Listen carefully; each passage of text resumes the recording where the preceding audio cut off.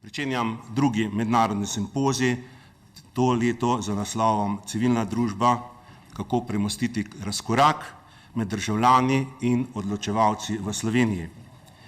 K pripravi letošnjega simpozija nas je pristopilo več, tako da je več organizatorjev, in sicer Fundacija Konrad Adenauer Stiftung, Nemško združenje katoliških delodajalcev, BKU, Socialna akademija, spletni časnik časnik.si, Slovenski katoliški izobraženci, Inštitut dr. Janeza Evangelista Kreka ter organizacija, ki jo vodim, Združenje krščanskih poslovnežev Slovenije.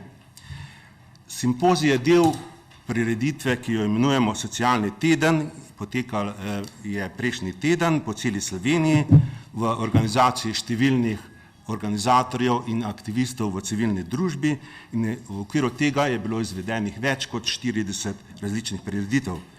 In prejšnji konec tedna smo na te prireditve dali nekako še kremo, sestali smo se na zaključnem seminarju, ki pa je bil hkrati priprava tudi na današnji simpozij. Rezultate te priprave bo danes predstavil v drugem sklopu predstavitev kolega Matej Cepin. Nekaj iz ozadja in razlogov za današnji simpozij.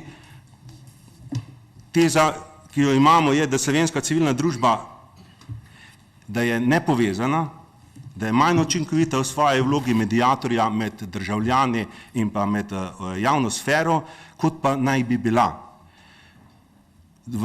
Med državljani v določeni meri nastopa nezaupanje v vladne inštitucije, centri odločanja se nam zdijo nekoliko oddaljeni in posledica tega pa seveda nezadovoljstvo in precejšnja mera apatije med samimi državljani. Kot smo zapisali v povabilu, je namen tega simpozija prispevati k krepitvi vloge civilne družbe v Sloveniji. Predvsem pa želimo prispevati k večji medsebojni povezanosti akterjev v krščansko-demokratskem delu civilne družbe. Zato bosta poglavitni temi tega simpozija analiza stanja civilne družbe v Sloveniji in vloga njenega krščansko-demokratskega dela pri tem, in pa ugotavljanje, kakšno družbo si pravzaprav želimo, glede na to pa, da se zavedamo, kje smo, bomo lahko prepoznavali tudi ta razkorak, ki je omenjen v samem naslovu.